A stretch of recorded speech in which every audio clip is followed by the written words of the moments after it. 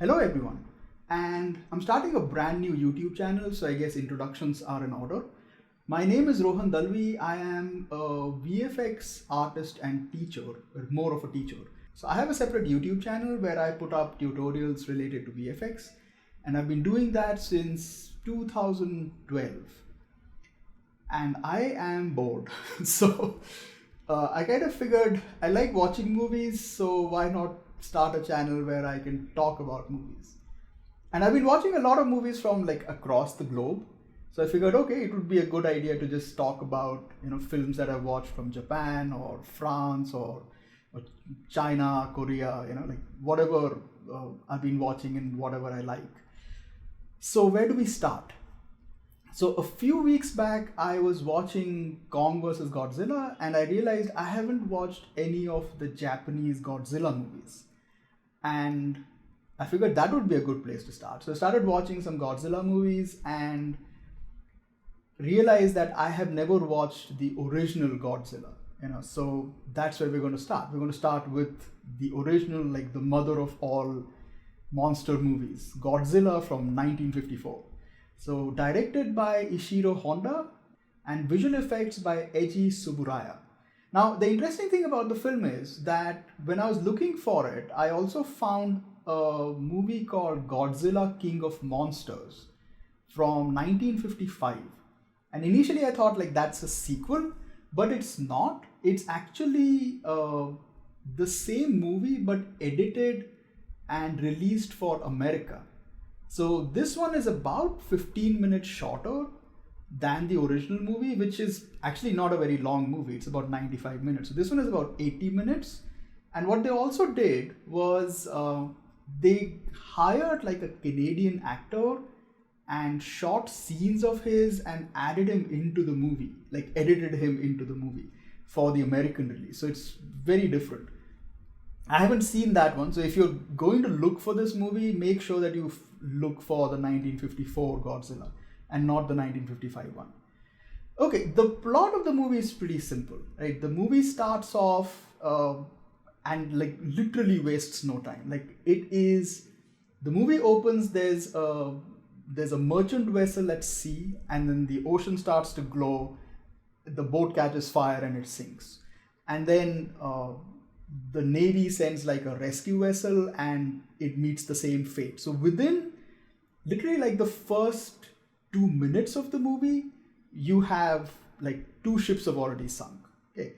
And then we cut to this island, which is close to where the ships have sunk. And you meet like the residents of the island, and there's an old man over there who sort of talks about like there is a legend from like ancient times that there is a creature called Godzilla that lives in the ocean, and then the years when there isn't enough fish in the sea, it comes on land and it eats the people. And we used to sacrifice young women to make sure that Godzilla doesn't eat people. Thankfully they don't sacrifice any women in the movie. But it sort of reminds you of stuff like Clash of the Titans, where you go like, we've been sacrificing young women to monsters for like a very long time. But then like weird things start happening on the island. There's like a hurricane, but it's not actually a hurricane. So eventually the people from the island end up going to Tokyo and meeting up with the government.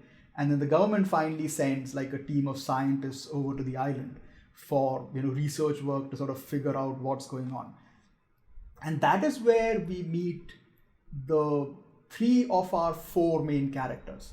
So there's Dr. Yamane, who is a zoologist, and he ended up becoming like a recurring character through quite a few of the Godzilla movies made in the 50s and 60s. He's also the only actor that I recognized, because he is played by the same actor who is the lead actor in Ikiru, the absolutely wonderful film made by Akira Kurosawa. So he's the only one I ended up recognizing. I didn't recognize any of the others. There's his daughter named Emiko, and the third character is a naval rescue officer named Ogata. Ogata is also Emiko's boyfriend. Like there's a bit of a romance angle in the movie which doesn't kind of work, but it's there. And then on the island when they're researching is when I realized like how much this film has sort of influenced the Hollywood Godzilla movies, because there is this scene where he's kind of researching. He's kind of in like a pit, like a mud pit, and he sort of says like, "Oh, I think this is a footprint," and it reminded me of one of the first scenes in the '96 Godzilla movie made by Roland Emmerich. And you have the scene with Matthew Broderick when they sort of bring him over to the island and they're like, there's your sample, like study that sample.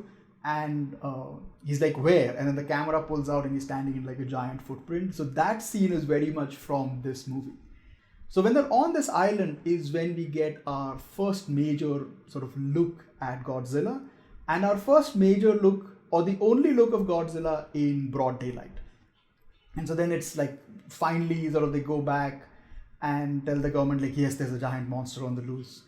And from there, the rest of the movie is about, how the government wants to tackle the monster. And then we finally meet our fourth character, who is Dr. Serizawa, who is doing some top secret research, which might sort of help the government sort of fight Godzilla. But he's not very keen on it because he doesn't want his research to be used for like to build a weapon. And that sort of brings me to like the main theme of the movie, because most of the Godzilla movies in Japan, they kind of have a bit of a theme of like nuclear weapons and nuclear radiation, because that is sort of like a core thing about Godzilla.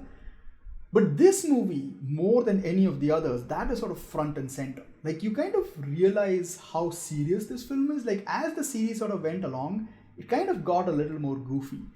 But this one is like dead serious. So there are repeated sort of talks by both Dr. Yamane and Dr. Serizawa where they talk about like the effects of nuclear testing and nuclear radiation, and how nuclear radiation has led to a creature like Godzilla. And like, if we keep doing stuff like this, more creatures like Godzilla might come up. And also, when Serizawa is talking about like how I don't want to use my research to make weapons, and things like that. And more than that, it's the scenes of destruction, like when Godzilla finally attacks the city. Those are not really played for spectacle. So when you watch a film like Avengers, right, like when you get the attack in the end on New York, like when the Chitauri attack New York, that is very much like, like visual effects and spectacle, like all of that stuff. You have like Iron Man flying around, and you have Hawkeye shooting arrows, and you have like these giant spaceships. You have Captain America trying to save civilians. But it's sort of like you're not horrified, right? With this one, it is very much like they're playing it like a real world disaster movie. So the visuals that you get are very similar to like when an earthquake hits like a real world city, and the kind of scenes you see, that is pretty much what you end up getting with this movie. And like it is dead serious in that sense. Like when Godzilla attacks the city, you get shots of like people running and then buildings fall on them. There's this horrifying shot of this woman sort of cowering in the corner with her two children, and Godzilla just setting everything on fire. So you get shots like that. And then there's this really crazy shot of this camera crew, like these news reporters and a camera crew which is on like a radio tower, and they're shooting the whole scene. And then Godzilla spots them and like starts to just come right at them.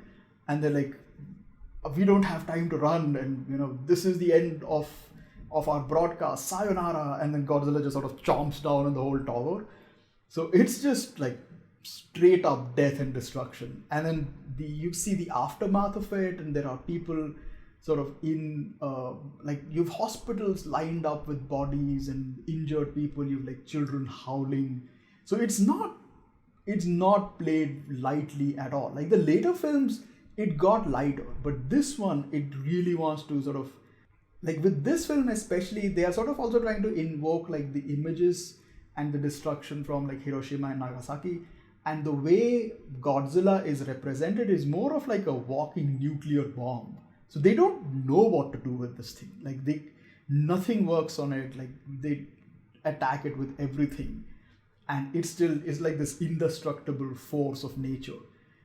But that also brings me to like the visual effects of the film, because if you are a VFX artist or if you're just generally interested in visual effects, this is a movie worth watching, because there are two major scenes. Like you don't see Godzilla like make his first attack till almost like 45-50 minutes into the movie. But when he does attack, like when he does finally show up on land, the work that has been done is brilliant. Right? So the visual effects were done by Eiji Tsuburaya, and Godzilla was designed by Akira Watanabe and another artist. And the first Godzilla design that they did, or actually the first, initially the idea was they wanted to do stop motion, but then they realized like stop motion was going to take so long that they wouldn't be able to release the film for years, right? So eventually they ended up with, okay, we're going to get a man in a suit or a man in a costume. And the first costume they made was so heavy that the actor would just fall over. Okay? So they ended up making like a second costume, which was lighter, but even then the actor who played Godzilla could only work on it for like 3 minutes at a time, because otherwise he would just faint. So it was still a pretty brutal, costume to work in. I'm sure like over the years it got better. And the fun thing is that the same actor who played Godzilla in 54 ended up playing Godzilla for like 20 years till he retired in like 75. I found this great little picture of like all the three actors who have played Godzilla all the way from like 54 to about 2015 or 16. It's just this great little picture. I'll just put it up on screen. And then beyond the work that you have like an actor doing Godzilla, it's just a whole bunch of miniature work that has been done. Like you have, they built an entire city. I believe like Godzilla attacks a place called Ginza, which I'm guessing is a real place. So they built like all of Ginza at like 1/25th scale. It took them like a month to build it.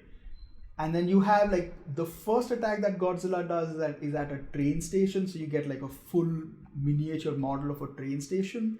The reason why I love this kind of work, like even though I am a VFX artist and it's not easy to do work on the computer because it's still a lot of work. Like you have to make the buildings and you'll have to model Godzilla. But the advantage of working on a computer is you get an undo button, right? Like once you've modeled Godzilla and you have a building rigged up for destruction, and if Godzilla hits the building and it doesn't fall the way you want it to fall, you can always redo it. Okay? Like when you do it in live action or when you do it with miniatures and there are props involved, what that basically means is that when the actor destroys that building, or they have like miniatures and they have like small explosives and they're setting buildings on fire. But if it goes wrong, then you have to like build the whole thing all over again. So it's always heartbreaking to see it, because they're going to take like months to make all of this, and then like the man in the Godzilla suit is just going to like stomp through everything and like just destroy all of it. So it's so much work, and so much work gets destroyed like at the end of it. And they do like this great work of mixing like live action and compositing, like people looking at Godzilla, all mixed with like these miniature buildings and miniature trains, and you have like tanks and fire engines. It's like so much work sort of goes through it. And then the ambition is so much, because you even get like planes attacking Godzilla at one point. So it's just lots and lots of work going in. The movie has a few unintentional funny moments. Like this is one part which almost like plays for comedy, for me at least, is you get like a newspaper clipping in the beginning of the movie where it's like, Godzilla has destroyed 17 ships so far. What is the government going to do? And you get like a hard cut to a bunch of people partying on a cruise ship or like a floating restaurant. And I'm like, this is not the time to be on a ship. Like this is the last thing you want to do when you have a giant monster on the loose. And the camera turns left and immediately like Godzilla comes out of the ocean. And then everybody is like trying, like, where are you going to escape? Okay, like thankfully Godzilla doesn't do anything. But it's just like that's not the thing you do at this point in time. And then the other thing is sort of like the romance angle, which doesn't work. There's actually like a bit of a love triangle which is mentioned but doesn't really sort of do anything with the movie. So Ogata and Emiko are in love, but there's Dr. Serizawa, and there are people assuming that Serizawa is Emiko's to-be husband, but Serizawa doesn't say anything like that, and like nobody says anything like that. And then you get this funny little scene, which again, like one of the few funny scenes in the movie, for me at least, is you have Ogata and Emiko at Emiko's house, and Ogata is like, I'm going to ask your father for your hand in marriage when he comes home today. And then Dr. Yamane walks in, Emiko's father, and he's not very happy because he doesn't want to kill Godzilla. He's a zoologist, so he wants to study Godzilla. So he comes home and he sits down and he's very despondent, and he's like, why does the government want to kill Godzilla? We should study it. We'll understand the effect of nuclear radiation on animals. And Ogata is immediately like, I agree with the government. We should destroy Godzilla. And the doctor just loses his shit immediately. He's like, you're like everyone else. Get out of my house. And he like storms out of the room. And then Ogata is like looking like an idiot just sitting there, and he looks at Emiko. He's like, I'll ask for your hand in marriage next time. And you're like, good God, man, this guy's an idiot. Beyond that, like the movie isn't perfect. Right, like even though it's just 95 minutes, it feels a little long. Like that's one of the only negatives I have of the movie. You know, like there are parts in the middle where it feels like this is stretching out a bit. Godzilla doesn't show up, like the first major attack doesn't happen till about 50 minutes into the movie. So yeah, so I think they could easily have reduced another 10 minutes from the movie. But beyond that, the movie is really, really good. Like if you are interested in kaiju movies or monster movies in general, if you like Japanese monster movies, you should definitely watch this, because it's the first one. So it's definitely something that you should take a look at.